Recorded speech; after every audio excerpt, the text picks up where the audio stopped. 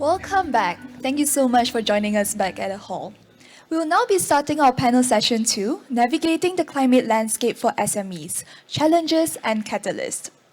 In this session, you will gain clarity on the key ESG challenges and opportunities specific to your sector. You will learn actionable strategies and quick wins to effectively initiate ESG practices. Understand the role of ecosystem partners and discover how to access support such as grants, financing, and adaptation products.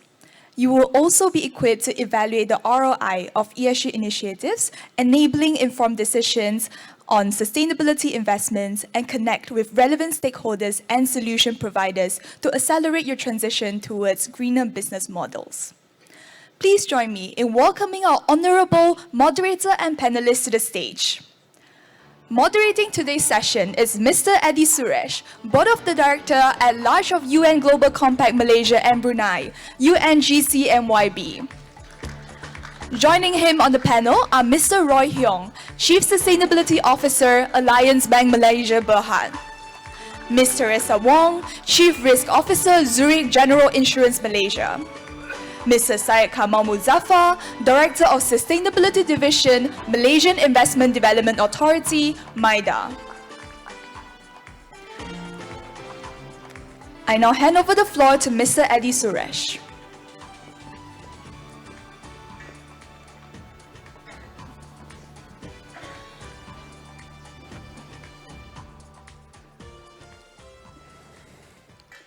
Good morning. Hope the morning break was good. So I'm just going to jump straight into it because I was told that we are short of time as well. But I'm not going to deprive the audience from all the wonderful insights that my panelists have to share, right? So thank you. And thanks to all the SMEs as well for coming and spending your time here. They say that a small leak can sink even a big ship. And at the moment today, we are looking at leaks that come in the form of sustainable businesses which you are not prepared for, climate risk, social-related risk, and so on and so forth. To understand how to navigate this better, and you have heard from the earlier panelists as well on some of the challenges and how we're going to navigate this. We're going to get more insights from my panelists today. And before we start, I'm going to have to ask all you guys to scan the QR code, right? And answer a quick survey question as well. And we're going to address these questions as we get into the discussions as well later, right? So take a minute, scan the QR code that you see. And with that, I would like to invite my panelists to the stage. Thank you so much, Roy, Teresa, and Syed Kamal. I wanted to give them a minute each to give some opening introductions. However, I think they have been well introduced enough, so we're going to jump straight into the questions itself. Right, guys? Don't mind.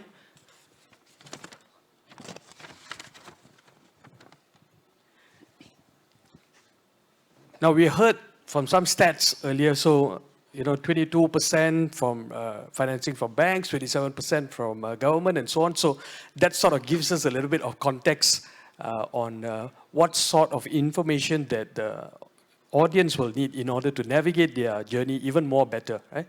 Because at times it's not a scarcity of financing or assistance, but it's perhaps there's a lack of information that is going out, right? So my panelists might bring some clarity to you today, not might, they should, and we'll jump straight into it, right? So what are some of the key challenges from an ESG perspective currently faced by Malaysian SMEs? And if I may start with Roy first. Yeah, sure. Thanks, Eddie. And very good morning to everyone. I think when we've worked in Alliance Bank with a lot of SMEs, we primarily bank quite a lot of the local SMEs here. One key thing that comes out is, there are three key things. One is direction, right? So the policies are ever changing. What should I do? The last thing I want is to jump and invest into something that eventually will be changed or rolled back, right? So I think that's one very critical part. And I think when the previous speakers, they spoke about the fact that it cannot be a one-size-fits-all, because every SME in different sectors are also facing different type of sustainability requirements, right? So for us, we work on custom programs. We work with UNGC, of course, Eddie and the team, and many other partners, Maida as well as Teresa. And we make sure that we customize it to the sector. Right? Recently, we also launched a innovation lab because it is important for SMEs to look into the new areas of how they can be more sustainable. Right? Not everyone has a solar rooftop.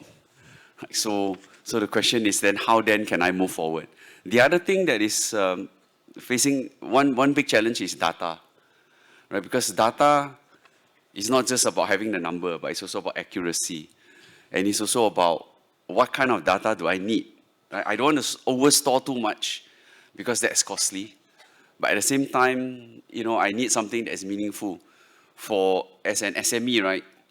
If I'm not going to be blown by the wind, whoever asks me to do everything, then I have to do. Then what I need to stand on is my data. I need to have my priority. This is my decarbonization roadmap, and nobody actually should tell it any different, right? Because you do it according to your scale and your capability, right? Otherwise, new requirements come and then you adopt. New requirements come and then you're like you do not know where to stand, right? So data is the most important to stand. And the final one actually is demand and supply. There's a lot of demand coming out from different cohorts, different customers. But where's the supply for me to undertake these challenges, especially in human capital? Human capital is a big thing. That's why a big part of our program in Alliance Bank on sustainability impact focuses on training. So the question is, why not financing? Well, financing is there, of course, right? We are a bank, right? But training is one of the key points, because if you give someone money, but there is no capability built within that organization, it's going to be a very temporary thing, right? It's not going to be something that can be long-lasting. So I think for us, we have a big focus on capacity building. It's a big part of our program. So I think those are the three that I could name. Perhaps my other panelists might share on others. Yeah, thanks, Roy. I think what we heard from this morning is very clear that capacity building, as well as building up awareness for ESG being integrated into SMEs, is very vital. Primarily, that's to do with making sure that there's long-term sustainability of the business, building up business resilience. With education comes with knowledge. And with knowledge, then you know the application of how that will enable an SME to grow profitability, as well as make sure you manage your operational costs.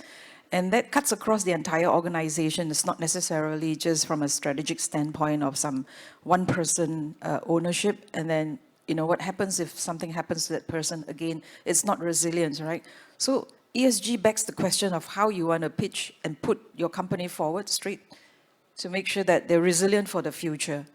And there are principles and, guiding principles, as you can see, the many playbooks that are being developed to support SMEs on this journey. I think the effort that we put together today for SFG is to showcase and inform SMEs that this is readily available. Not all of it comes at a cost, but it's readily available. And in order to meet those challenges, SMEs must be willing to take up the challenge of wanting to build that knowledge themselves, all right? So you can be aware of something, but you do not want to build that knowledge, then it's actually like putting, an ostrich's head in the sand.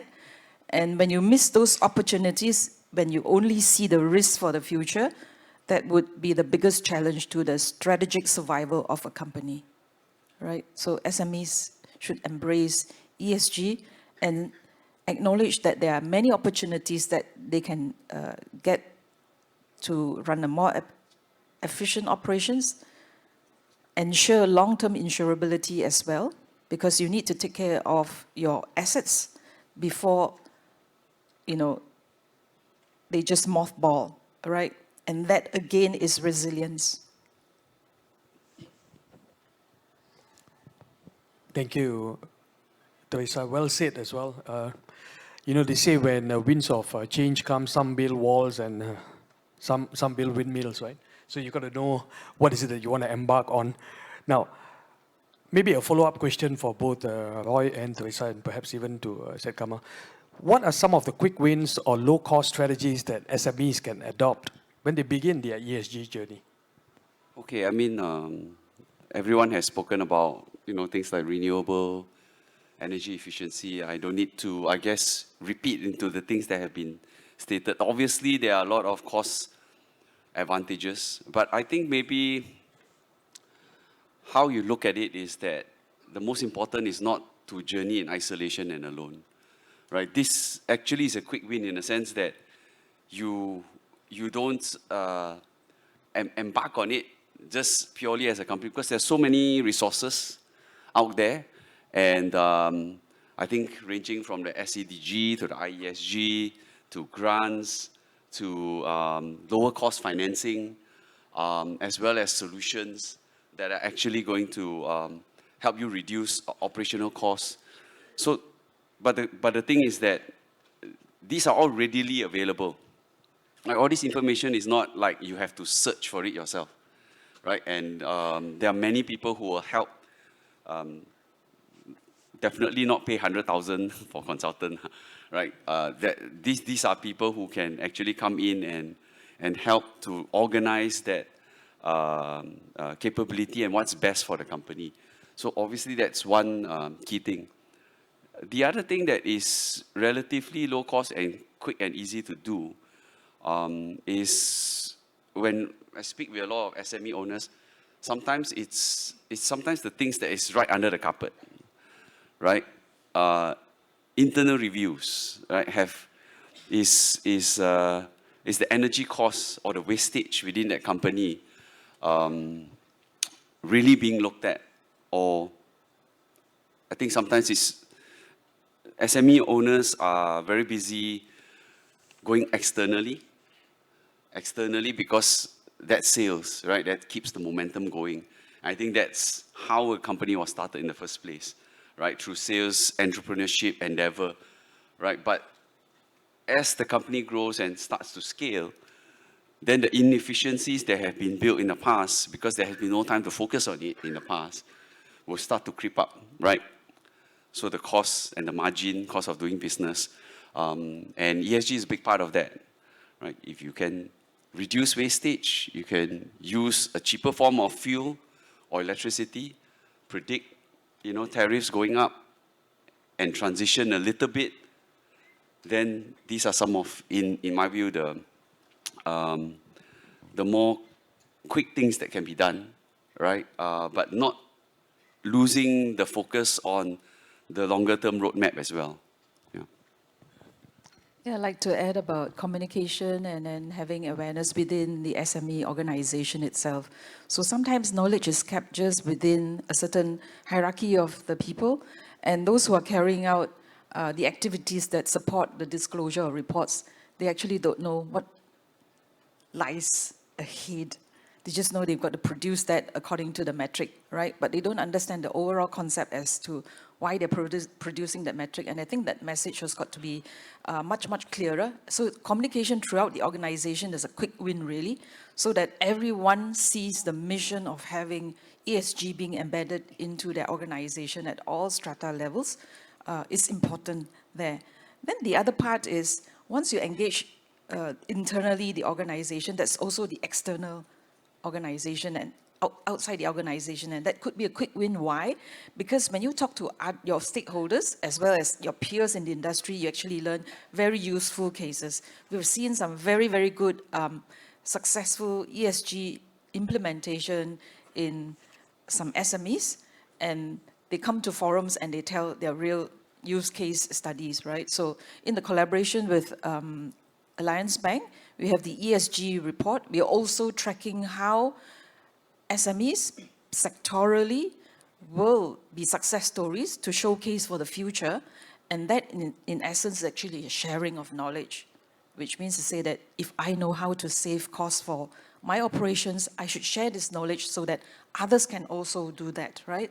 And if I know a method how to make sure that my GHG emissions are reduced, what I do to make this reduction is also shared among the peers. So both internal and external communication, I think that's a very quick win, and it would not really need a lot of cost. Then additionally, sorry for a bit of selling of Zurich, we have a SME climate hub that we collaborate with to make sure that you can use it for free and assess both your ESG carbon footprint and what do you need to do about ESG terminologies. There's just a whole alphabet soup up there, which is confusing to a lot of people, and try to make it simple.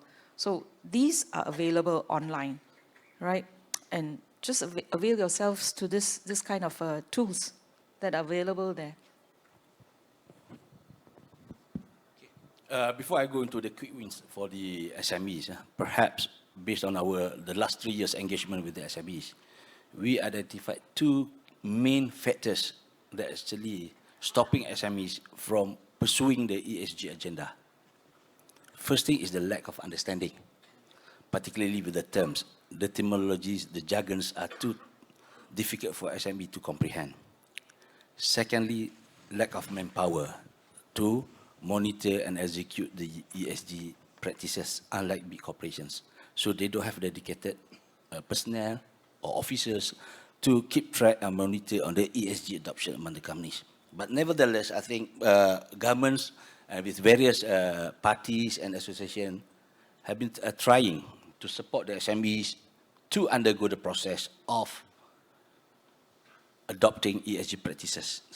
So for a start, firstly, I think for the SME to undertake is to undertake an ESG baseline assessment. First thing, you must know where you are in terms of your ESG knowledge, ESG adoption, or ESG practices.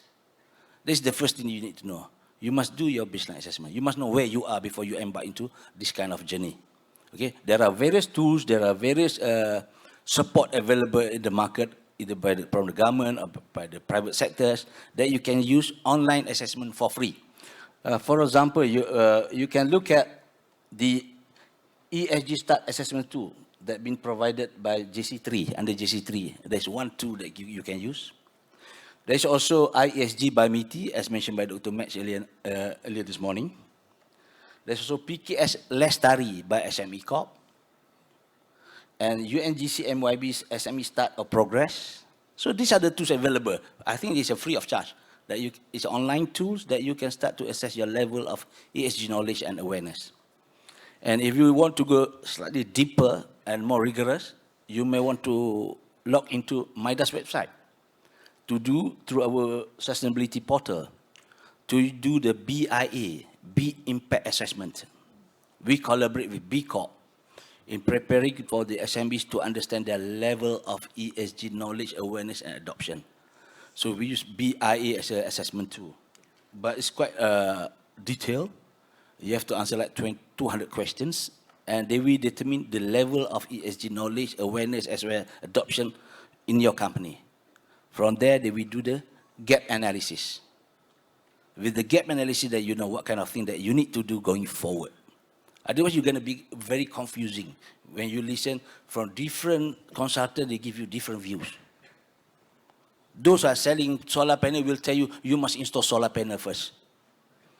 Those who are selling EV cars will tell you, you should book EV by now. So which one you want to go first? So by doing the baseline assessment, then you know for sure where you are. That's why I always, when I have sessions with SMEs, I told them the very simple basic ESG. Forget about jargons. You go the very basic, what is E? E is the E, environment. What you need to do about this environmental issue? You just ask yourself, where do you throw your rubbish? Where do you throw your use chemical? Is it in the river? Or do you recycle it? Or do you manage those waste? This is one part of E. The S is very simple. Just look around. Do you hire illegal immigrants or not? Or underage workers? So you check out those boxes. Make it simple, basic first. And the governance, just ask yourself, do you have license to operate? Okay, so for SME, for the company with paid-up capital of 2.5 million and staff more than 75, you must get manufacturing license from MIDA. If you are yet to hit the threshold, you still have to come to MIDA for the exemption from ML. So I know majority of SMEs are not there. internal licensing because you are so confused with the council license. So these are the things, to me, that SME should look into. Don't worry about the jargons. Don't worry about the terminologies used. Go to the very basic. Check on this. The E, S, and G. Once you pass one line, then you go to the second tier. What are the E that you need to address? What are the C, S, and G that you need to address? So then you start to implementing the low-hanging fruits.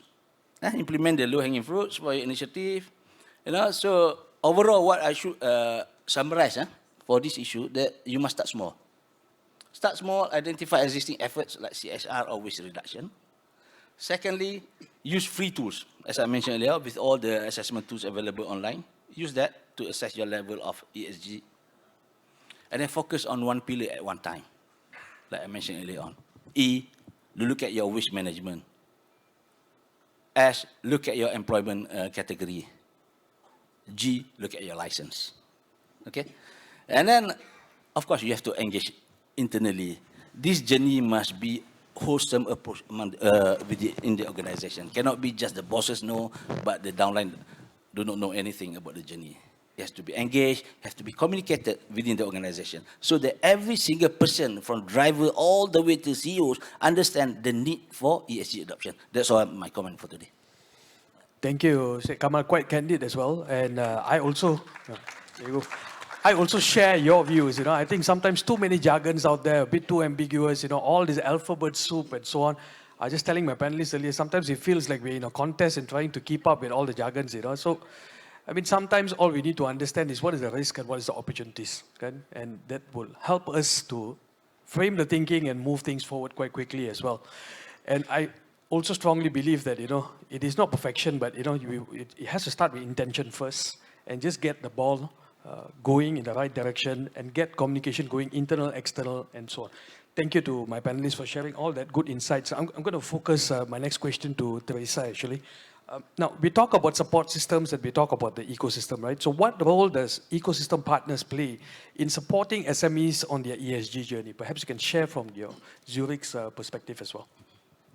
Yeah, so I mentioned a little bit about the SME Climate Hub, right? So we also have Zurich Resilience Solutions, which is providing advisory services to our customers. So basically, they support that by doing a climate risk assessment. For instance, a very simple thing is you go visit a factory and you see that the factory has got flood around the factory. And then you go look at the drains, and the drains are clogged with fallen tree trunks, overgrown grass, right? So it doesn't necessitate a consultant coming in to tell you that you should maintain the housekeeping around the factory your own. You don't wait for the municipal council to come and try to clear the weeds from the drains. So a very good case in point is the Japanese community. They clear up their own rubbish. No one clears it for them. They have a community day and everyone clears, so-called, their shit together. All right? And why this has got to be so, because when weeds overgrow, when logs fall into the drains, they clog up the drains and you will be flooded and you will have denied access to your workers. So they cannot come in. You cannot produce. So that, in essence, is what adaptation, mitigation can bring about. And these advisory services are to complement what risk management the organization or the SME has in its own operations. But sometimes I think the chase for the top line is so keen, you just focus on producing without noticing what's happening around you. And that's very, very dangerous, because you need to know what's your environment as well. And if that's going to affect your operations, you need to get that out of the way. So the explanation for advisory services is very, very clear. Look at yourselves. What advice do you really need in order to make sure you continue to run production, continue to provide sustainable income for your workers for the long term, right? And this is only coming from the perspective of climate. So, Syed, you mentioned about workers. If the workers work in an environment where it's 40 over degrees producing a product, 40 degrees Celsius. Is it humane? So that is a practice you also have to imbue, because in the end, you will have to pay more for insurance premiums, you will have to pay more for medical hospitalization expenses, etc., and that will eat into your profit margin as well. So it's this kind of risk management, not just from external parties, but also within the organization, right?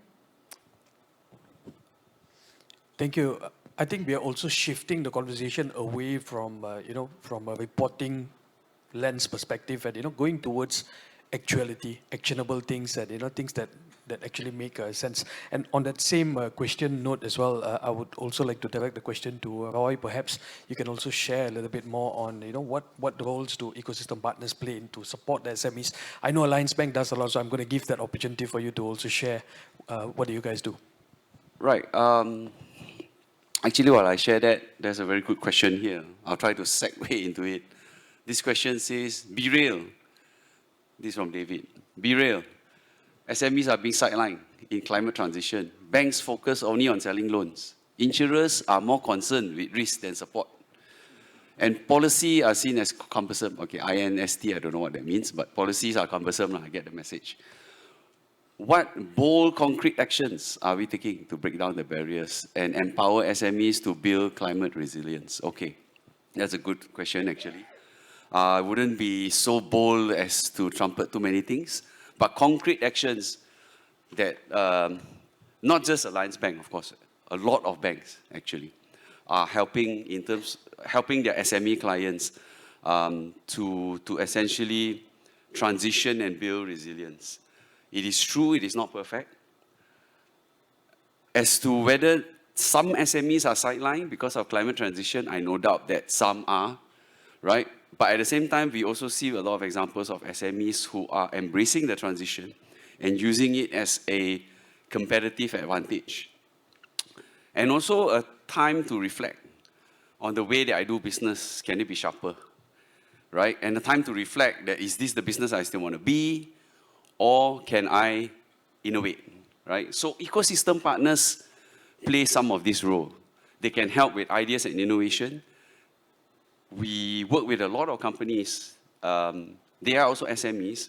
And actually, they also transition from, some are transitioning in terms of the things that they do, but some are actually transition out into doing totally different things, or at least a new revenue stream. So essentially, these are opportunities that ecosystem partners, for example, when we work on our program, the Sustainability Impact Program, we provide training for free. We are able to look at certain financing needs, and Bank Negara has a lot of good SME financing schemes, right, that can help with this transition. So I think perhaps, right, to be real, I think the SMEs that are not aware will tend to get sidelined. Because in the fundamental of business is that risk exists in every business. Challenges exist in every business, right? Nobody runs a business here, even the banks, that has zero risk. We all have risk.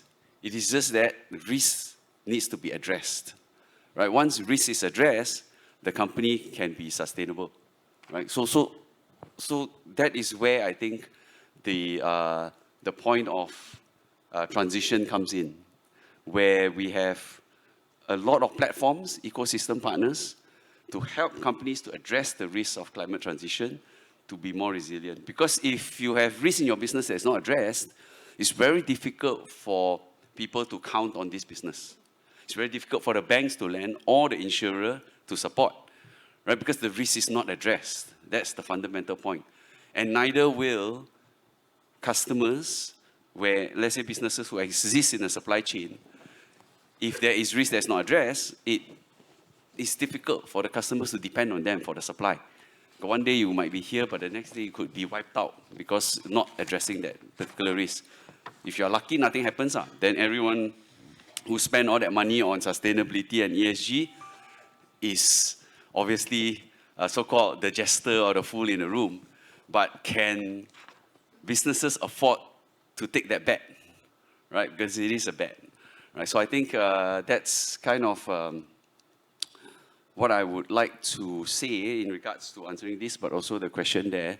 There are a lot of support and materials, and the banks are always willing, and as well as the corporates are also willing within their supply chain. So many supplier programs. So everything is out there. It's just a matter of whether the SMEs want to do it. Nobody can do it in a sense for you. You have to do it together, as a collaboration. Yeah. Thank you, Roy. And we welcome more questions like this. It puts the panelists on the barbecue pit a bit, right? So, anyways, now a lot of people want to know more about grants from MIDA as well. So, Sai Kamal, I'm gonna merge my question as well as one of the questions from the floor for this, right? So, how can SMEs access support such as grants? And also, at the same time, I'm going to take in the question from the floor, which is how difficult or easy is it for SMEs to access all these various grants, and how to make it easier for SMEs to apply to access all these ESG-related grants? So I'm merging both these questions together, sir. There you go. Okay, I think government has government, for that matter, have a lot of incentives, grants, and assistance given to SMEs in particular. In fact, if you ask me today, the most abused word in Malaysia is SME. Everywhere is SME. But every day we seem to have the same problem about the SME. Okay? So by the way, under MIDA, we have incentive for green technology. We have green investment tax allowance, as well as green investment tax exemption. Those for hydrogen projects, those for waste management, as well as for solar leasing. For individual application for GITA or GITE, they have to submit to MGTC. But for project purposes, submit to MIDA. There's one incentive available for the green business. Secondly, government also come up with this tax incentive, tax deduction. This one for SME more the e-invoicing adoption of 50,000 ringgit per year, starting from this year until 2027. And for the grant, MIDA do have grant, we call it Domestic Investment Accelerator Fund for ESG Adoption. This grant is meant for SME and mid-tier companies, meeting the definition of SME mid-tier company by SME Corp. You are entitled to claim reimbursable basis up to 500,000 ringgit per project, reimbursable matching grant. And this grant solely for validation, verification and validation of your ESG practices, and to this for you to subscribe for GSG software tracking for first year subscription. Not for capacity building, not for buying EV.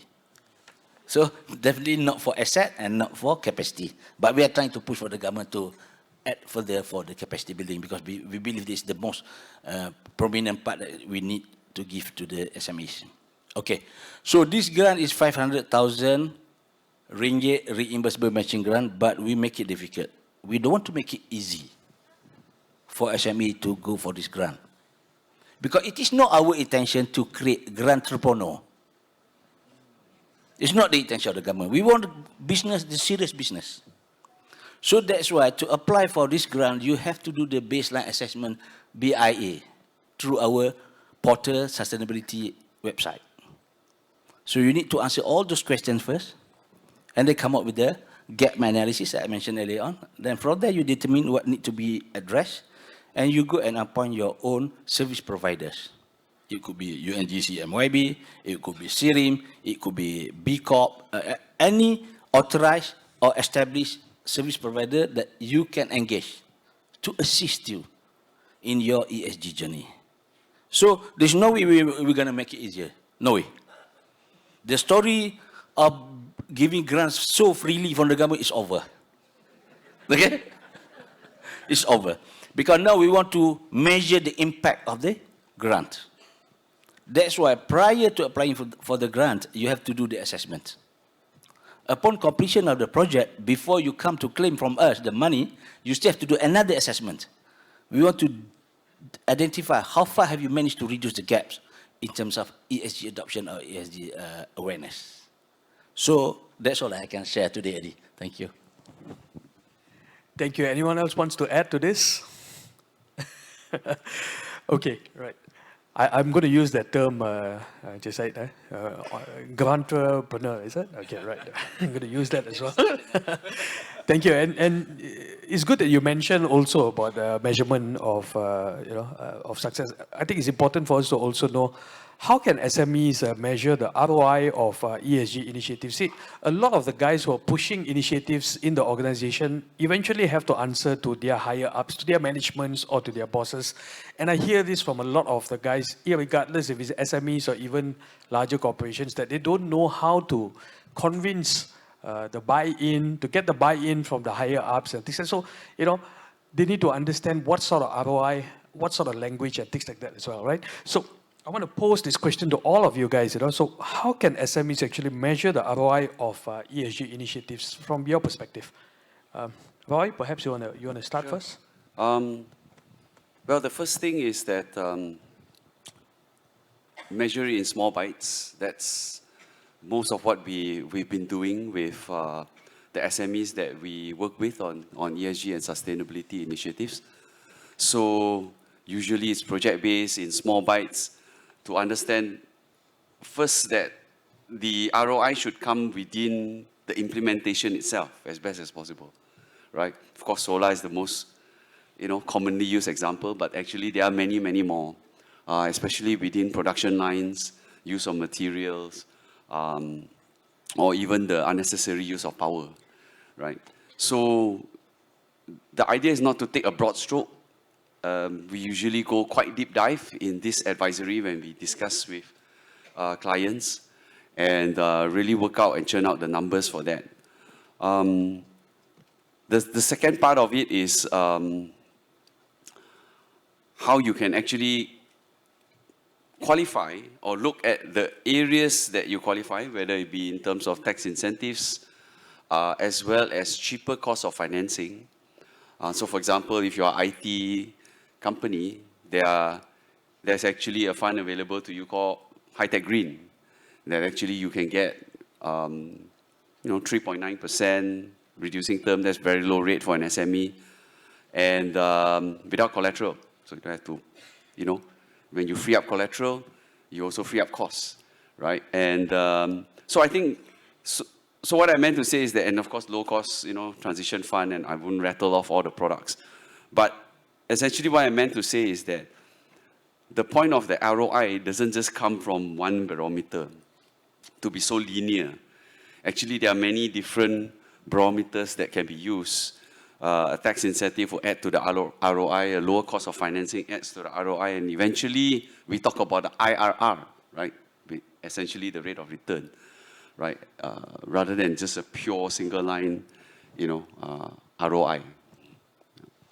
Thank you, Roy. And it's so good that he answered two questions while he was at it, one from me and one more from the floor as well, which is an IT software solutions company question. Thanks, Roy. Masterfully done as well. For that IT solution company, sorry, you can take for yourself, but there's also a loan called ADF that your clients who implement your solution can take. Also very low. Thank you, sir. Two birds with one stone there. Teresa, perhaps you want to add something to this as well? I think what's very clear is always, as an insurer, I get asked if I embed all the sustainability requirements, do I get a discount? Actually, a straightforward answer is no lah.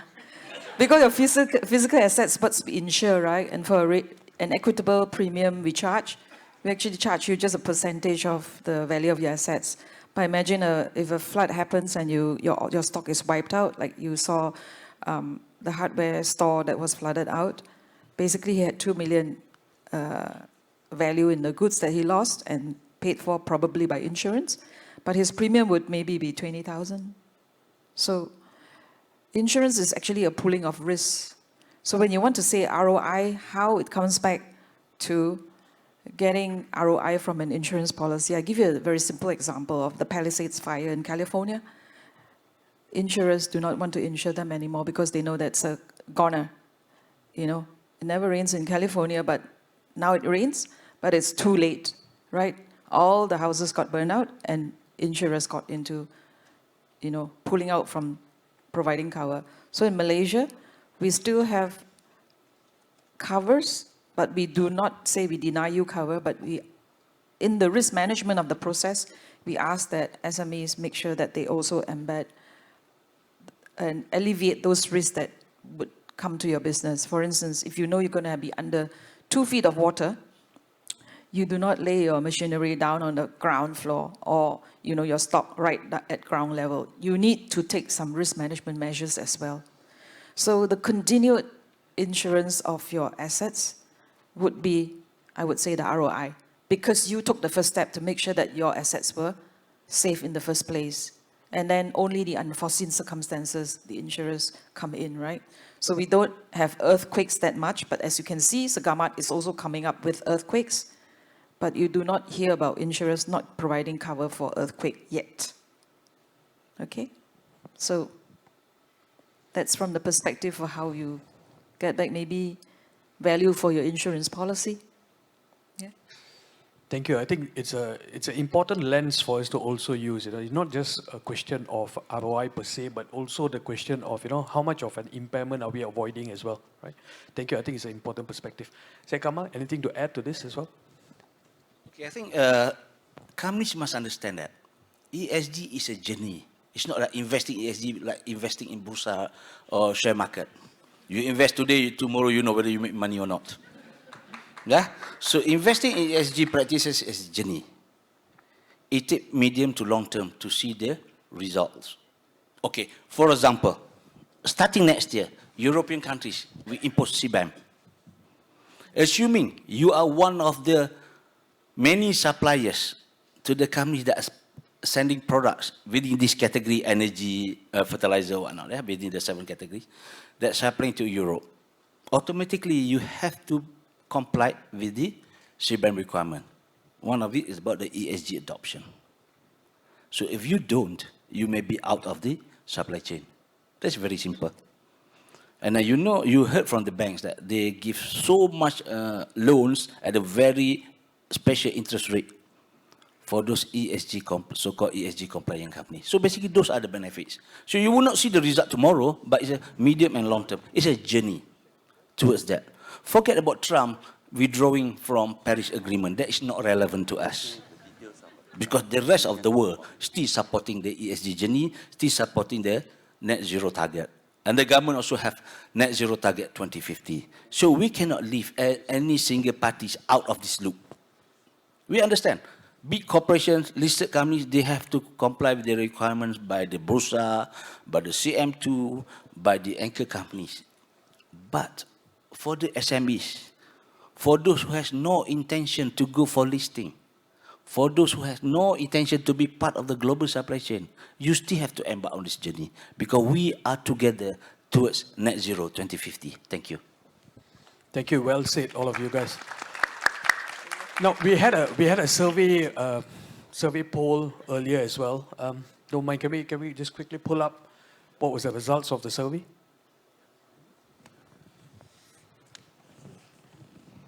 I see. Okay. So this survey, Teresa, I'm going to pass this to you as well, right? So. I love the answer. So it goes to show that December 2021, when we had that great flood, 6 over billion losses, only 1/3 was insured. So this number actually points towards that as well. So it's kind of like a slight increase in the number from 60% to another 19%. But basically, that's how it is, right? Then for those who do not have coverage, ask yourself this question: how do you intend to be financially resilient if a catastrophe impacted your business? So insurance should not be another cost. It should be a way of how you operate your business, right? And then the next question. Yep. So, very good. So 41% have got property cover. Okay, that's going up. Yep. Right. And I see a very minor subscription to business interruption. If a factory is affected by flood, there are many things that can happen. One, as I mentioned earlier on, workers cannot get access to your factory. You will have business interruption, okay? And you will also have increase in cost of working, because remember that big million dollar contract you subscribe to provide supplies for, you cannot supply, you would have penalties, right? And that, in order to avoid those penalties, you may have to incur increase in cost of working, because you need to get others to support you to produce at the same rate, right? So business interruption is one of the lowest take-up rate in Malaysia, because they don't think that, it will not happen to me, just happen to the guy down the road, not me, yeah? So this thinking has got to change, because when you're aware that you can purchase insurance cover to protect your business, if it's interrupted by a flood, for instance, you would buy it, right? It doesn't matter whether you're near a river, etc. Okay? In December 2021, Shah Alam town became an island. Everything else around it could not be accessed. You could not get out of the town because it was flooded. All right, that's how bad it is. And think about that. If your factory is just an island now what do you do? So do you need business interruption? And of course, there are other covers, but it's a good sign that what I mentioned earlier on about physical assets that are insured, a lot of people are aware that they should have physical assets covered, all right? Primarily because no cover, no bank loan, correct? Right? Next question. Yeah. So back to what I said about the guy who had a 2 million loss and he could have been paying just maybe 20,000. So you weigh against the collective community of policyholders who actually subscribe to providing the pool of premiums to pay for your claims as well. Of course, at the back end, we have reinsurance, etc. But if you look at the equitable premium, and of course, we have liberalization of the fire tariff as well in this country. But believe me, the insurance premiums in Malaysia are much, much, much more lower than you would see in other countries. All right? And there they have a higher level of awareness of insurance. So this should not be an impediment in the purchase of cover when you weigh against the loss you will incur and the premium you have to pay, right? Then the next one is a very good question, answer to the question, lack of awareness. And that actually, insurance companies have gone on a financial literacy as well as also educating the public about what insurance is about and why you should purchase insurance cover, right? There are many, many agents and many insurance companies approach them and ask what other covers you need besides just having that property cover, which you've got a bank loan for. Okay? Then the next question, and I think that's the last question. Right? Can roll on to the next question? Right. On a scale of 1 to 5, Mama. So 30% say moderate understanding, 2 is 24. All right. So the category of this, so awareness building again in insurance cover. So the insurance community has got both insurance as well as takaful, and both can provide you with similar covers. Okay? So this is some good stats for us to take away. And back to you, Eddie. Thank you. We would all love to take more questions. Unfortunately, we are out of time, and I don't want to keep the next panel session waiting either. So with that, thank you. Thank you to my fellow panelists. Please give them a strong hand of applause. Thank you so much to our moderator and panelists for the practical insights that will bring direct benefits to our SME audience in the hall today. We will now swiftly move on to our third panel on empowering SMEs, success stories and lessons for enhancing bankability and integration of sustainability practices. In this session, we'll dive into the real-world experiences of Malaysian SMEs as they navigate uncertainties, challenges, and opportunities of climate transition. You'll hear firsthand how businesses are overcoming uncertainties, tackling obstacles, and building resilience in a rapidly evolving environment. But that's not all. This session will also highlight the critical role of ecosystem support in strengthening SME bankability and readiness to decarbonize. Through inspiring success stories and valuable lessons from both SMEs and ecosystem partners, you'll discover how collaboration can unlock new growth opportunities and make sustainability a core part of business strategy. By the end of the session, expect to walk away with actionable insights, proven strategies, and a renewed perspective on how sustainability can drive competitiveness and long-term success. Lunch will be served slightly later after this panel, but we hope that you've gotten some refreshments during the break earlier. And as what our moderator Eddie said, we will focus on engaging in the sessions, even if it means putting the speakers on the barbecue pit with your burning questions. So without further ado, please join me in welcoming our esteemed moderator and panelists to the stage. Moderating today's session is Mr. Azmir Abdullah, Regional Head of Sustainable Finance, Group Commercial and Transaction Banking, CIMB Group Berhad. Joining him on the panel are Dr. John Low, Co-founder Emerging EPC Sendirian Berhad, Mr. Harif Green Carpenter, Founder, The Green Factory, Mr. Chan Sao Keong, co-founder and CEO, Green Lagoon Technologies Sendirian Berhad, and Mr. Nomis Sim Siang Leng, Group Managing Director, Unitrade Industries Berhad.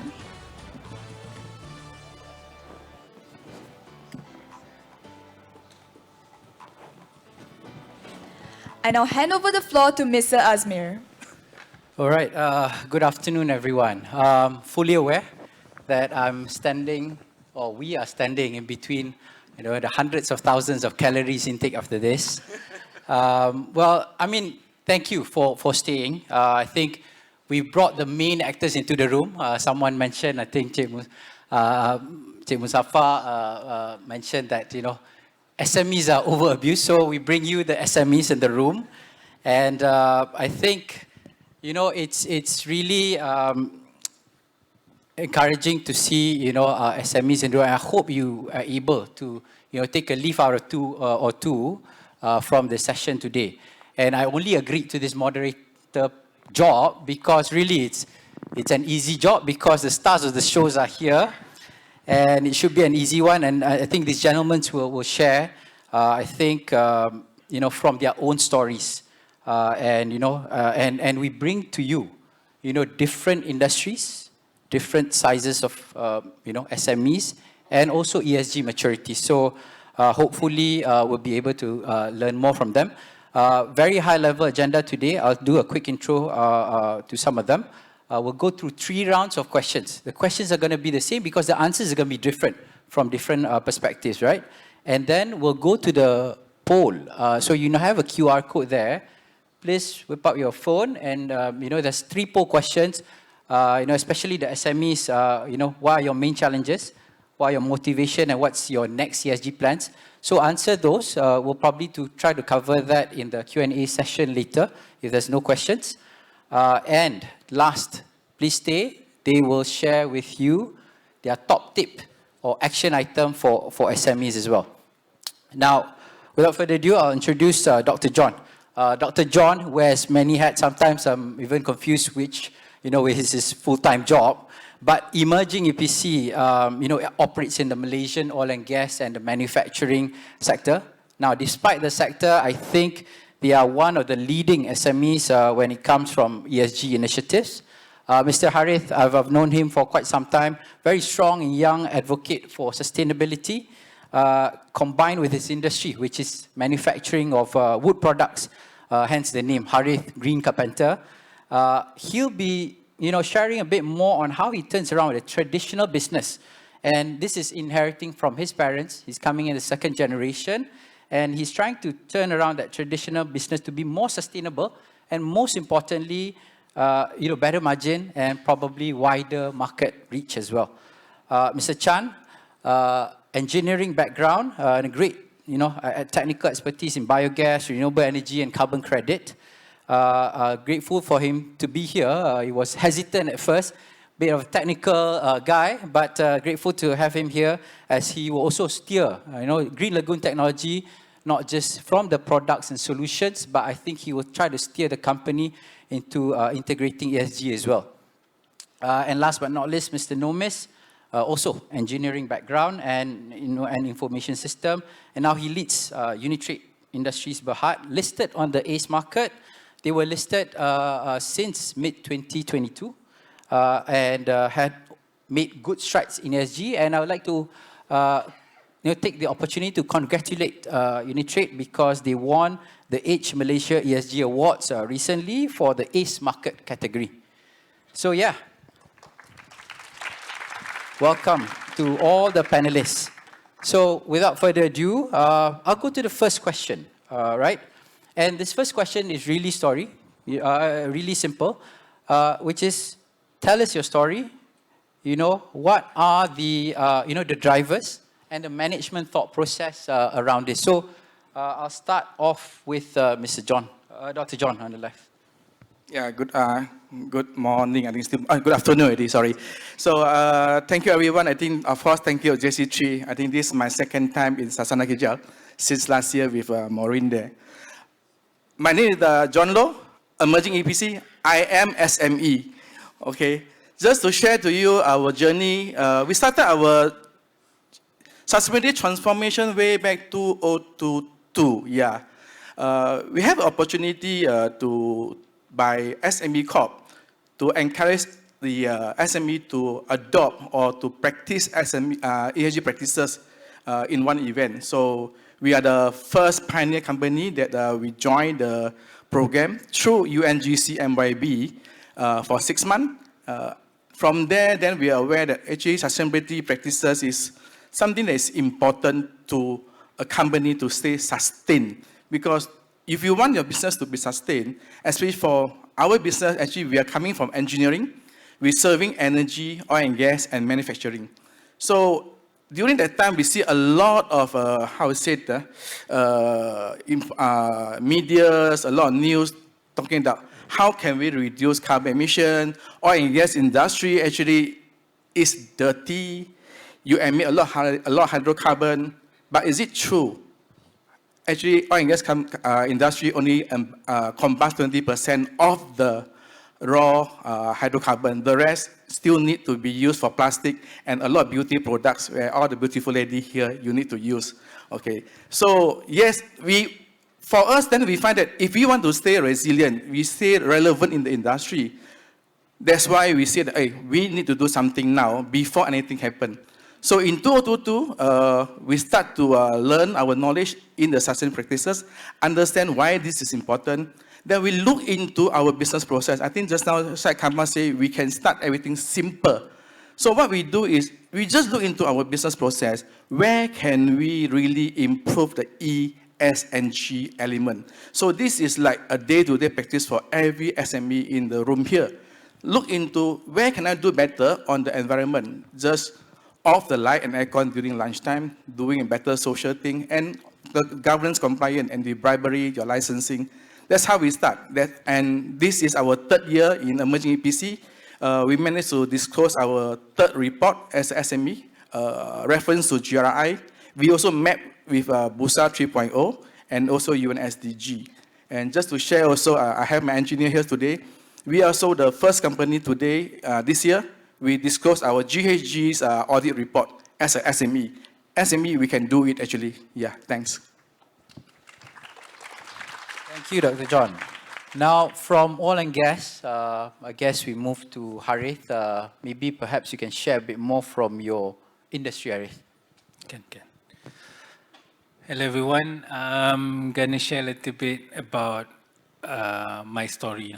So my story started when I was 10 or 11. So at that time, my parents own a furniture factory. So we manufacture school furniture for government and also a lot of supplying to the government agency as well. So I will remember since young, so we have to wake up early in the morning. This is during school holiday. People go holiday, I have to go work. But we have to wake up really early, and then at that time, our factory is Sungai Buloh. We live in KL. So it would take around 45 minutes, 1 hour to be at the factory. So we live in the concrete jungle. So during the travel to the factory, we don't have phones at that time. So I have to daydream and just look outside the window. And what I saw throughout the journey was like from concrete buildings to not that much building to very little building to eventually at that time Sungai Buloh is almost, it's not as developed as now, so it's like a forest. So that journey excites me because like our factory was smack in the middle of the forest. So that is one of the early times where I fell in love with greeneries and the forestry. So during the working time, we have to do a lot of basic stuff like cleaning, cutting, maybe helping out. And what I hated the most was cleaning up. So the wood industry, you can imagine the waste that created, the dust, so many things that is not really clean and sustainable. And throughout the years, we do it almost every year. And then after I finished my study, I joined the family business, and that is when I delved deeper into the industry. So just to share with you, Malaysian timber industry is one of the largest in the world. So Malaysian company export to more than 160 countries. So it's a very strong and strategic industry for the government. However, we are not really sustainable. Me being in the industry, going into the industry at that time, we have gone into interior fit out. So we do large scale interior projects like renovation of 20-story floors, 100 rooms, those kind of thing. So you can imagine the amount of waste we created. You know the metal skip. So normally when people put the waste and all that, so we send out hundreds of skip to the landfill. So it's not something that I enjoy. And throughout the years, what was the last straw was in 2012 when I come across the statistic that Malaysia has the highest rate of deforestation in the world. So I said to my parents, if I want to continue the business, I want it to be in a more sustainable way. So what we did was we take sustainability and put it in the middle of the company. So everything we do needs to have sustainability consideration. We don't only look at the material, we look at the glue that we use, the coating, the packaging, the design, and we try to make each process greener. So it's been a journey. We've been in the green space for more than 13 years. We export to more than 20 countries. We are now serving clients such as Coca-Cola, Rolls-Royce, Ferrari, to name a few. So throughout the years, what I noticed was there's a lot of benefits to the company in terms of adopting sustainability. We improve our margins, we reduce our costs, create new revenue source, attracting smart young talents, and now we are working a lot with investors to grow the business. So that is when I think 8 years ago, I started to pick up advocacy because we want to get more companies to adopt sustainability. So that's where even now, what is one of our advocacy work where we want to get more and more people to adopt sustainability in a sustainable way, one, and also in a profitable way as well. So thank you very much for having me here as well. Thanks for sharing. Very, very inspiring. Hope you do well for future. Now from wood manufacturing, we'll go to Green Lagoon Technology. I think services a lot of customers in the plantation, especially palm oil mills. Over to you, Mr. Chan, to share your story. Thank you, SME. In short, we are shit company dealing with shitty business and turn shit into gold. Okay. So we are a sustainable investment company dealing with sustainable projects. Turn environmental liability into high value added products. That's H. With innovative technology, INT. So we are shit. So what kind of the waste we are dealing with? Mainly Now we still very much focus on palm oil mill industry, dealing with the palm oil mill effluent, turning into one form of bioenergy is called biogas, which can use this biogas to use for power generations into renewable energy or for heating purposes. So GLT in short forms, our vision actually is to transform this environmental liability into profitable businesses, not just a liability itself. Okay. So when GLT established in 2010, 15 years ago, there's non-local industries or companies doing this. And together with my partners, the other two co-founders, we really recognize this gap, and we believe that we can provide this kind of environmental solutions for the palm oil industries. So when the environmental and energy policies become more stringent, GLT aim actually to address these global warming and climate change issues by developing our own technologies. It's one form of anaerobic digestion system which you can harvest the bioenergy from the high organic matter wastewater. Okay, so we believe that we can do that, and yeah, we've survived until right now, and we are continuing doing that right now. Okay, so these systems not only actually enable to reduce the carbon footprint for the palm oil mills itself, so we help to deal with the sheets, reduce their carbon footprint, and in return, actually, we also can harvest this bioenergy to further reduce their power consumptions, which improve their operation efficiency.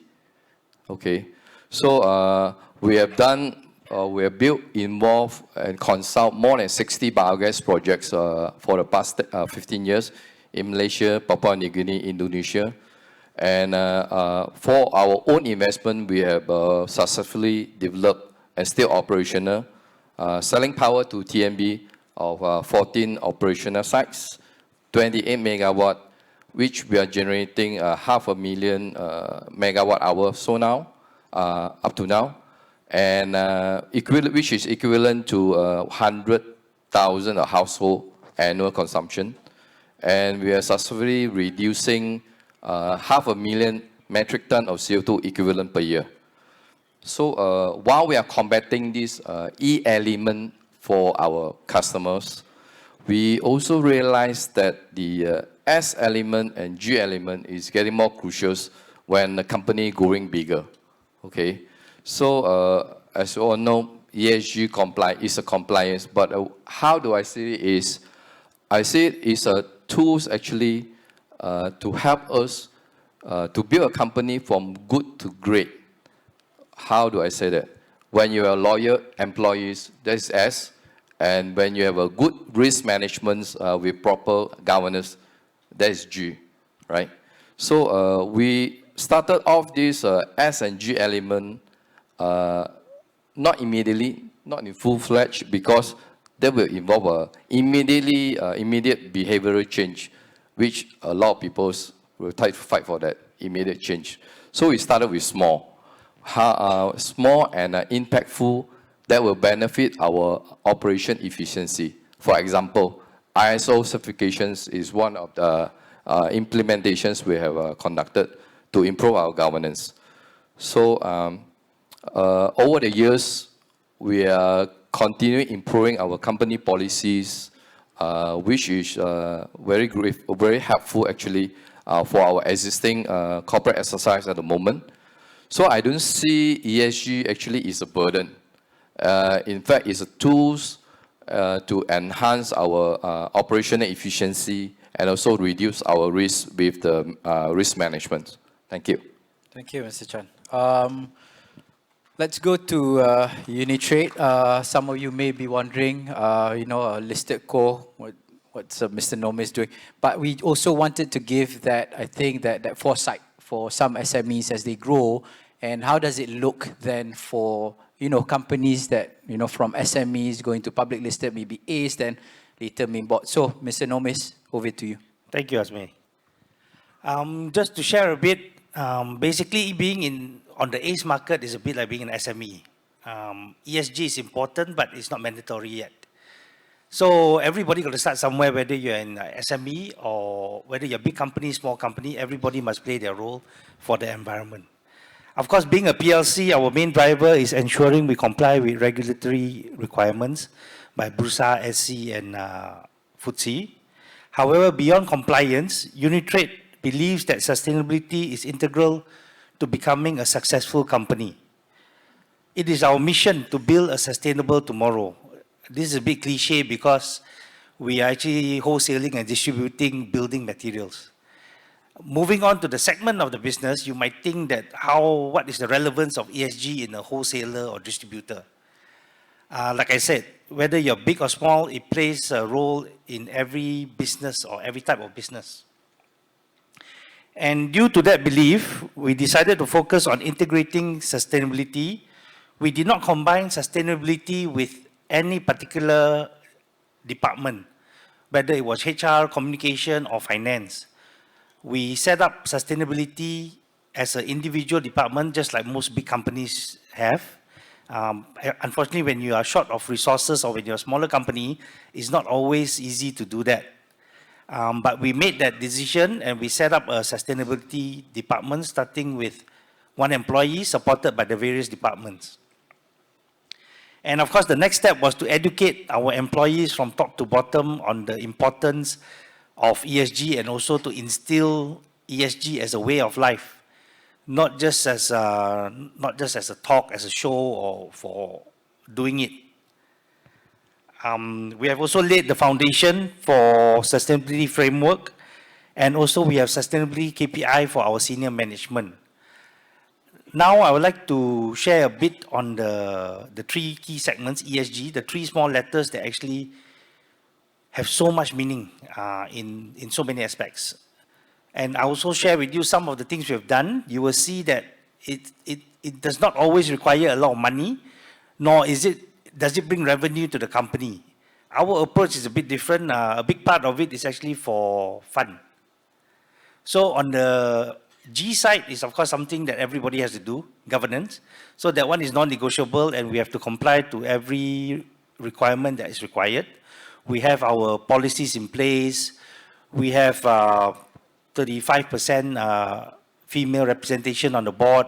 We have labor practice, whistleblowing. Basically, all the policies you can think of. I think we have about 14 as of last count. It's all on the website if you're interested. On the S side, we have done a lot of social for the company, within the company and also external. Again, this does not cost money. We have a reading committee or a library club. We have a farming committee, believe it or not. Farming committee is quite interesting. About 30 employees take time off on Fridays for about 1 hour, 1.5 hours over lunch. And then they plant whatever they want to plant. Of course, we subsidize them a bit. It doesn't cost a lot. Seedlings, some fertilizer, water is free. We have, what else we have? Recycling committee. So again, this one, instead of spending money, is actually an income to the company. Whatever recycle, we have 4 main components. Electronics, which is digital waste. We have paper, bottles and aluminum, and glass, I think. We are also doing cloth or recycling cloth now. I think this year we managed to achieve 1 ton. Again, it doesn't cost you anything. It's actually helping you to clean up your house. Just bring the clothes that you don't want and bring it to the office. But there's a big impact. As you are aware, not linen, cloth is a big space taker in terms of disposal. On the society side, we have embarked on an annual blood donation drive. This year will be our 2nd year working together with M-Bank. So M-Bank comes in as a sponsor and then we do the arrangement primarily for our own staff, our suppliers, our customers, and also people around the community. Again, it doesn't cost an arm and a leg. These are all very, very low-hanging fruits. Whether you're SME or not, it's easy to do. And on the E side, we have rainwater harvesting, we have solar. Again, one of the most talked about stuff, but solar is something that I'm very passionate about. It's something that we have for free. Anybody that does not install solar, I happen to be selling solar equipment, but it's actually a no-brainer. We work with all the contractors to give them quality products. But there's no better investment, especially from businesses. The ROI actually came down to 2 years or below. What other investment can you get for below 2 years? Unfortunately, for residential now, it's gone back up to about 7-8 years. So that one you can think about it a bit more. But for businesses, it's actually a no-brainer. We encourage EV. We have 5 charging stations for staff. Staff who embark on investing in an EV, we give additional subsidy or allowances. We encourage them to come and charge at the office for free. Only your own car, not your wife's car. Yeah, something a bit off track. We also have a lot of plants, fruits, vegetables around the factory. We have a small chicken coop. Mr. Nomis, maybe the metal recycling part as well as a source of your input, right? So that's this how is you're all changing. what we do for fun. From a business perspective, we've actually embarked on a recycling business. Recycling contributes about 47% of our business now. We are transitioning our business from traditional building materials to green businesses. So about 50% of our business is green, and about another 20 to 30% of our products are also green. Green being products that are certified by My Hijau, Sustain Build, or some other third-party green certification.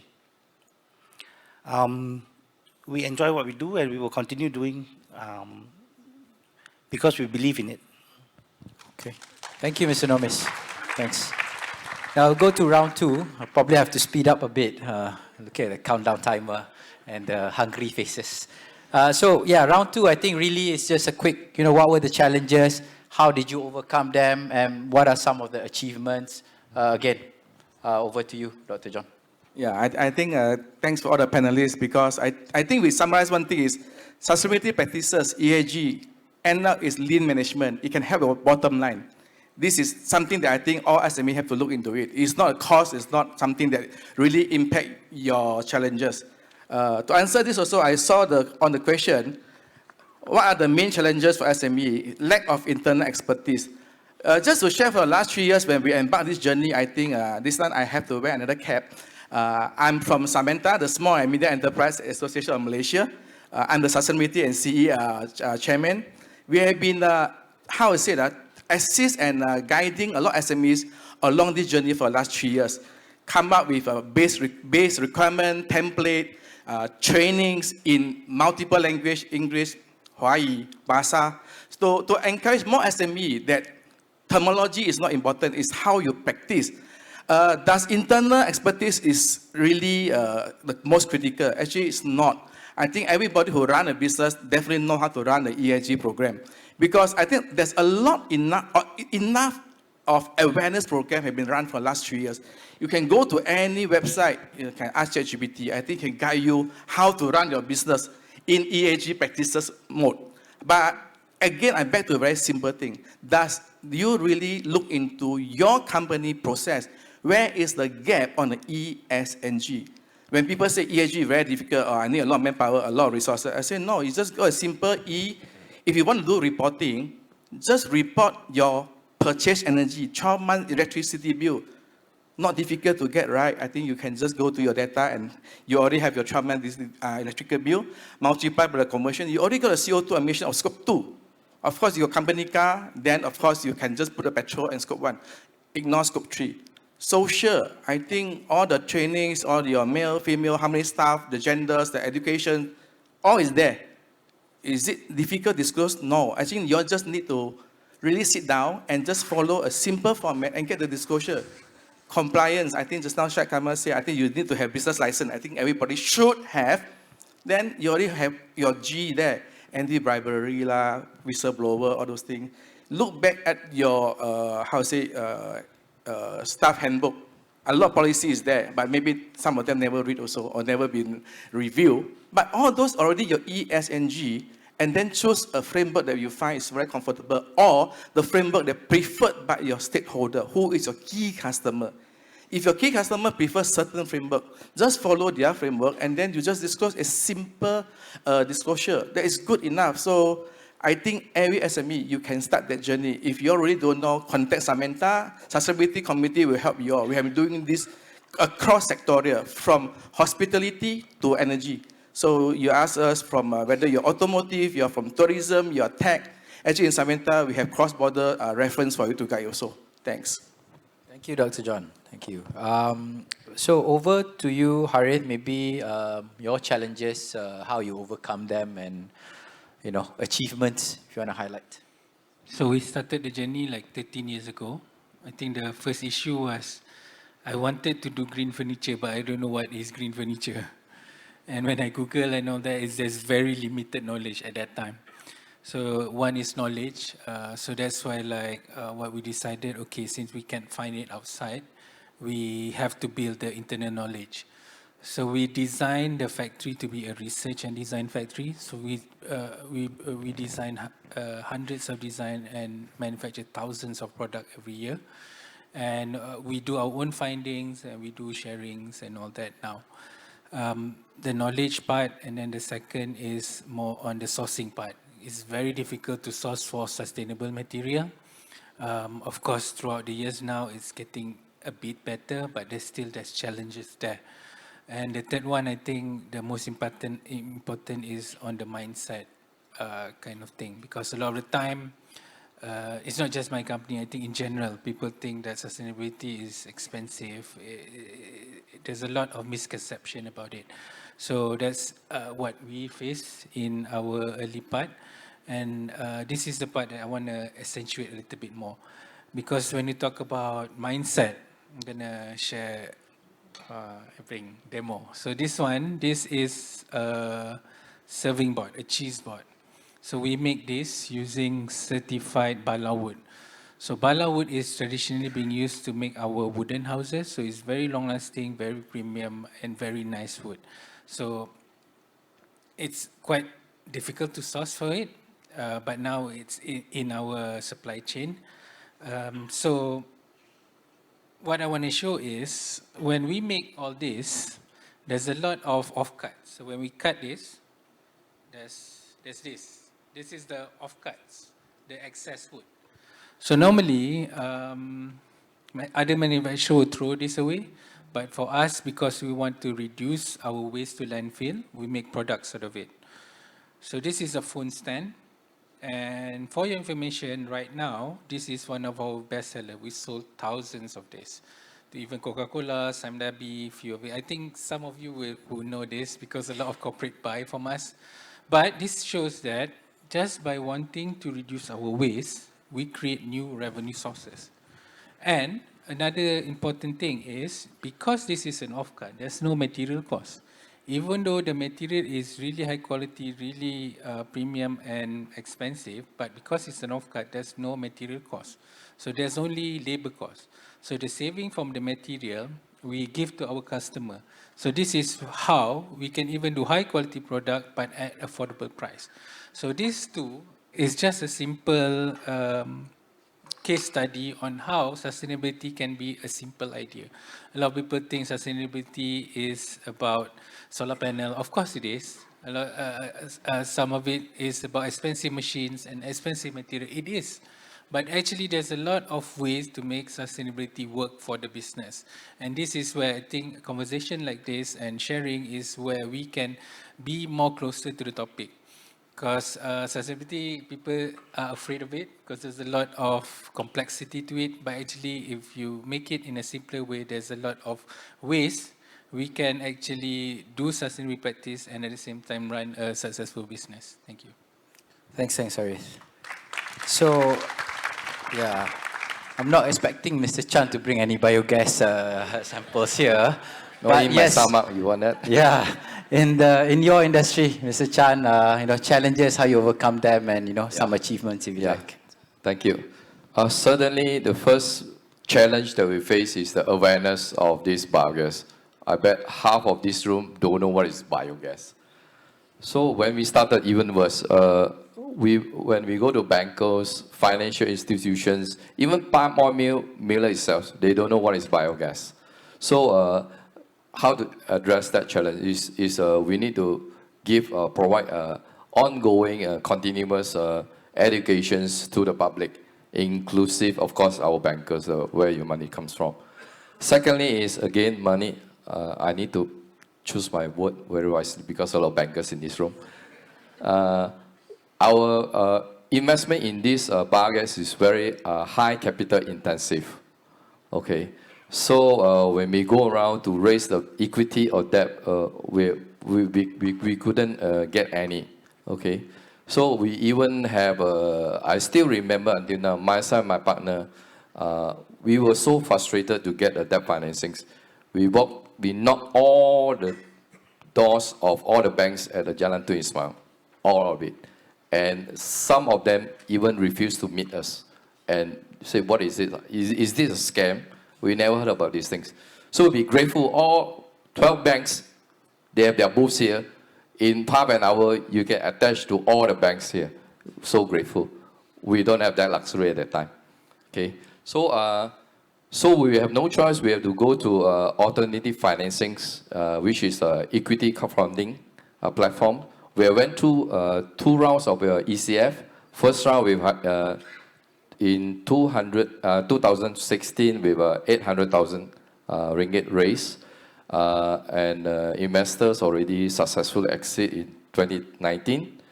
And our second round is in 2022, not long ago. We raised 7 million for the equity part.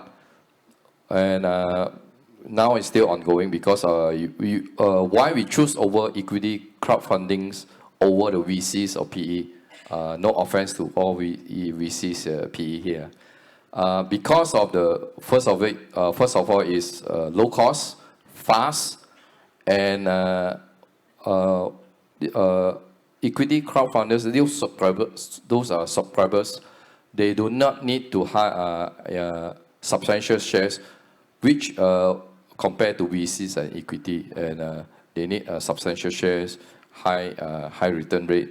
So we can gain back the control of the company by raising this equity. And of course, it's a marketing tool for us as well to market, to educate the public through this platform. And we can even build a loyalty supporter to our company. So that's why we choose over ECF versus PE and VCs. And one of our biggest achievement, I can say, that we really successfully demonstrated that we can transform the environmental liabilities into a profitable business. Not only profitable, it is also sustainable with not only one-time gain. So we are selling power to TNB by using this harvested bioenergy with a long-term concessions contract with TNB. Okay, and over the 15 years, we have started with 3 people in a small cubicle company, cubicle office, and until now we have more than 200 people in our company. So I would say that would be our biggest achievement over the years. Thank you. Thank you, Mr. Chan. Okay, Mr. Nomes, is it any different when it comes to challenges, now that you're public listed? Maybe you can share a bit. I'll just share 2 main challenges in the whole journey. Number 1 being people, number 2 being costs. So people, everybody need to buy into the whole idea. It must be a culture in the company and not just one person or one team or a group of people doing it. It must be instilled throughout the whole organization, starting from the board all the way down to exaggerating the cleaning lady. But everybody must be aligned to the same targets and goals of the company. Secondly, in terms of costs, even though you don't have to spend a lot, the fundamental of embarking on your ESG journey is your business must be profitable. It's very difficult to spend any money at all if you are not profitable in the first place. But I'm not saying that if you have a lot, you spend a lot. But these are, I mean, the banks make a lot, so they can spend more lah. So it's not by chance that, you know, the banks are actually one of the biggest advocates of ESG. And the biggest achievement we had was being one of the top 3 performers on the ACE market for ESG. It wasn't something that we were expecting. We were doing it. We got ourselves evaluated, just as all companies over the next 2 years will get evaluated, including ACE, because our long-term goal is to get onto the ACE market, is to get onto the FTSE for good. So we were just doing it, and then it was a very pleasant surprise. Thank you, Mr. Nomis.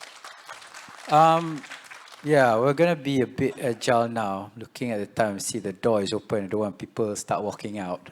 So we're going to change it a bit, and probably we'll go to some of the questions posed by the audience. And there's one that I see it's a bit financing related. I think feel free if you'd like to chime in, any of the panelists. So it asks about, from your experience on project financing that serves ESG purposes, should SME consider domestic or international funding pathways? What are the differences and which one works better for you? Any of you guys wants to take? Harith, I see you holding the mic. Can. Yeah. So our business, our issue is not really on the sale part, because ESG big thing now, we have a lot of orders. Our problem is more on the capacity side. So that's why we have been ongoing with some fundraising exercise, and we look into both local and international. For local, the financing for ESG project or my kind of company is slightly difficult because of reasons. And at that time, until now, I think because a lot of, in terms of VC and fundraise, a lot of them still are not sure about ESG, they don't really understand. So it's very difficult in terms of fundraising on that side. And what we found is international have better ESG understanding. So we try to raise in Singapore and all that. So some of the fundraisers, they do like the idea, but we are too small for them. So a lot of them have impact investors. They want to have bigger impact, so they would invest in bigger company. So my suggestion would be, depending on your size, if you are on the smaller side, I think the local kind of environment is where we should be focusing on. Because you go international, they would require for you to have to be on a certain size and certain impact. Yeah. If I may add. Yes, please. Okay, since you have international, I think I need to add this one just a bit on the question. For emerging EPC, actually, I want to share the benefit why we embark into this journey and how we can get the local domestic financial institute to support us. I think 3 years ago when we are embarking into this journey, of course, I think the challenge is I start this with me, myself, and I, where I learn, and then I try to Google, and that time ChatGPT is not ready. Then we try to see actually how best can we disclose. Then of course, we serving Petronas, that's our key stakeholder. So I look at Petronas, what is more important in their reporting, human rights, disclosure of carbon emissions, everything. Then I say, okay, we should see how can we align with my key stakeholder requirement. Then coincident, Matre, Mr. Jai Sankar said, hey John, GRI is coming to Malaysia, why don't you come and attend and take up your course? Okay, sorry. Just for nothing, I just go and attend the course and then certify myself as a GRI professional. Then, okay, now we use GRI to do the reporting because we have business outside Malaysia as well. So that's why we use GRI, because it can be adopted overseas. So through the journey, actually, emerging EPC become the model company for Petronas as SME to disclose our sustainability reporting. We got the award from United Nations Global Compact as a fast mover, as a first company, and of course from others, award for ESG as well.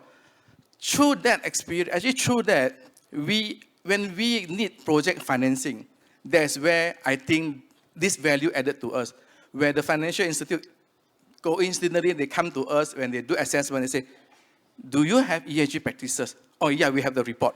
then that's where actually we have been assessed through the auditing. Of course, first thing, financial institute, your credit has to be good also. Sorry, this is the minimum requirement.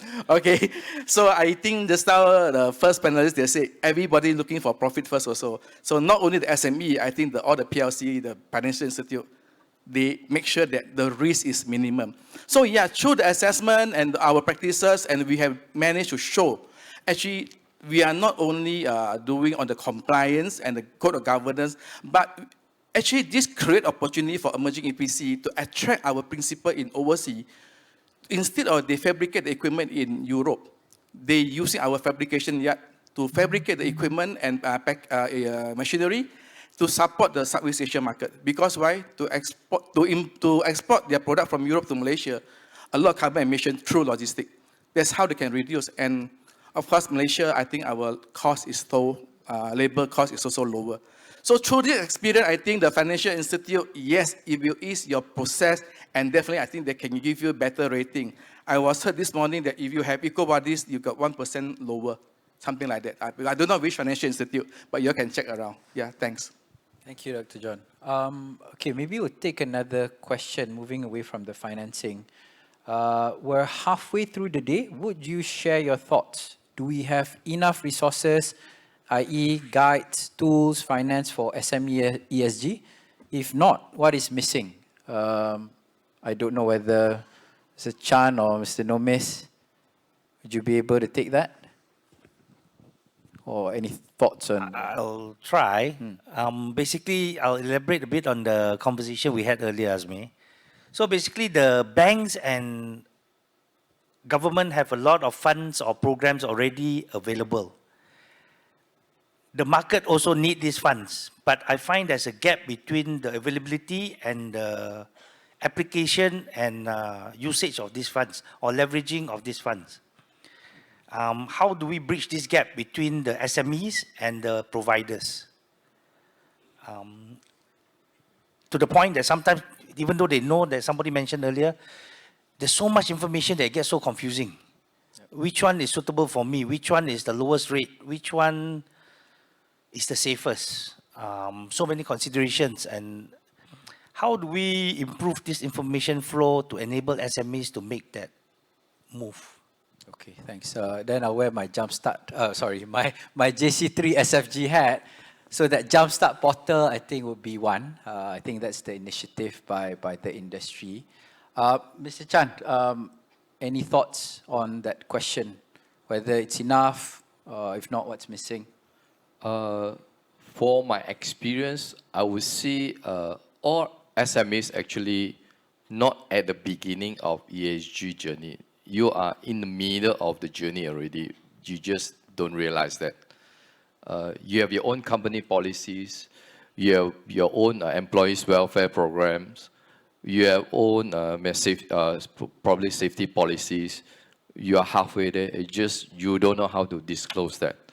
And with the tools provided, mostly free, this helps you to disclose this policy. And of course, there's still some gap. You're halfway, but we are not asking you, not pledge you to start with full-fledged and reach the finish point immediately, right? So you're halfway there. Please utilize the tools, what you have, can get freely from these resources. And just probably what we are short of, what are we missing, I would say, is a behavioral change. I think this is mostly people don't like to change. Because it feels troublesome for them to change. And that's always the reasons, hey, you don't have, we have that, we don't have this, we don't have that. In fact, everything is behind of what they have, and they just refuse to change. I think that is what we are missing out, behavioral change. Thank you for that point, Mr. Chan. Maybe you can get him to be JC3 SFG member as well, advocating for that, you know. Can I just add? Yeah, sure. Yeah, I think this morning the panel session said there's so many jargons, so many frameworks, so many standards. Trust me, now got about more than 2,000 standard and framework. So don't worry about standard and framework. just focus on what you already available, like what Mr. Chan said, on the E, S, and G. But I'd like to share one thing. I think sustainability practices and sustainability reporting disclosure is mandated for listed co. And they are, I don't want to say forcing down, actually they are escalate down to the SME so that they need to comply so they can be their vendor and continue to be resilient and to be their supply chain. But I look into two very different perspectives. A lot of listed code that I see, they are mainly for compliance purposes. Is it really they do it for the real impact? I'm not too sure also. But some yes, but not all. And I look at most of the listed company on the material topics is around the same 15 topics, which the SME can also do it. But for SME, I think for all of us, as I said this morning, I am SME. I need to survive. Under the three bottom line, PPP, people, planet, and profit, I'm looking at profit first. Trust me, I'm not looking at planet first. So so how can we already been forced to do the compliance, to be the supply chain, make sure that ESG, that create value for us, like what our green men say, from waste to wealth. Instead, so how can we, as an individual company, different industry, really use ESG as a lean management, practice it properly? I think we need to be more resilient, more agile, and be more responsible business now for future. So SME, trust me, ESG practices is not a rocket science, it's not difficult. This morning, Tuan Sai said the grant is very difficult. No, not so difficult. We, in Samantha, we assist. 50% of the success case come from Samantha, so it's not difficult. If you don't know, please ask Samantha, we can help. Thanks. Thank you for that powerful close. Now, we're going to share the poll results, which you have keyed in earlier. I think there's about 3. And as we do that, I think time is not on our side. So maybe, as promised, the last, your tip for the SMEs out there, or your action item, or whatever, to leave that with the audience today. Dr. John, I'll start with you. Start now, don't wait. But I need to do some marketing. Emerging EPC, our sustainability motto is emerging today, sustaining tomorrow. Thanks. Thank you. Harith? I think the question, lack of knowledge and all that, actually I have to disagree with that, and I'm sorry, because what I've realized early part of the journey and until now, this is why I'm also sharing and all that. We actually now have already lived in an era where we already have enough knowledge. We already have enough knowledge to make money and at the same time contribute to making the world better. So this is correct. So what is difficult, or what is a lot of people is having problem is actually doing it. And also the mindset. So that's why now we already have knowledge. I'm sorry everyone, we already have knowledge. We can do this. So to accept that and actually doing it is something else. So we need to focus more on doing it. Thank you. And we also have ChatGPT. Mr. Chan, last words. Okay. My tips: view sustainability as a core business strategy rather than a burden. Invest in environmental responsible practices. Leverage these environmental liabilities as opportunities, and drive behavioral change through small, impactful actions. Thank you. Thank you. Mr. Nomis, yours. Just to elaborate a bit what Dr. John said, basically don't wait, start now. Baby steps, it will take you a long way. You have to start eventually if you haven't started. But like what Mr. Chan said, actually we've all started. It's already part of the way you are doing business currently. It's just how to document it and improve on it and add on to it. Thank you. I hear stomachs growling. So with that, I think I'm quite sure the conversations will continue over lunch. So with that, I thank the panelists again. Thank you so much. I hope that the audience have enjoyed the same as well. All right. Thank you, everyone. Thank you so much to our moderator and panelists for bringing the nebulous concept of ESG down to the ground and sharing your unique insights. A special thank you to every one of you as well for staying with us throughout the morning session. As a way of appreciating you, we will have a special token of appreciation for 200 participants who have completed the post-conference survey and stay with us until the end of the day. You may scan the QR code on the screen for the post-conference survey, which will only take 1 minute to complete. After the end of our final session at 5:30 p.m., simply head over to the registration counters, show a screenshot of your survey submission, and redeem your gift, which will be on a first-come, first-served basis. Once you're done with the post-conference survey, we invite you to proceed to lunch, which will be provided at ground floor, in front of the Sasana Cafe. For Muslims, prayer rooms are located right next to the registration counters.